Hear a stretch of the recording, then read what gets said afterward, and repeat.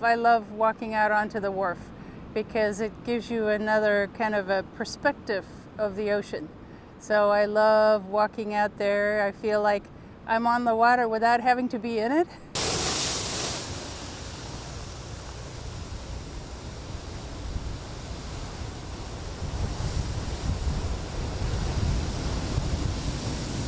What we know is that climate change can make more events like this more frequent.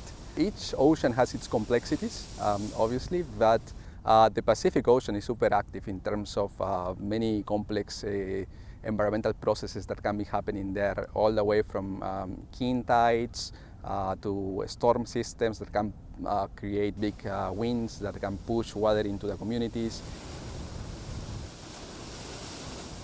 It's going to be no surprise in high energy events when we've got higher tides and we've got higher wave energy that it's going to be harder and harder for these structures to stay in place.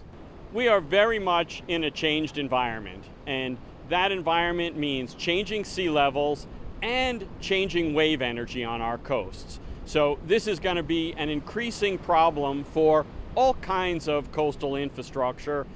And we're not going to be able to rebuild back in the same places and in the same ways that we did before. We're going to have to think more clearly about how we design and where we put these. The city went over many iterations and different designs and different tactics to make the wharf more resilient, and finally settled on widening the wharf.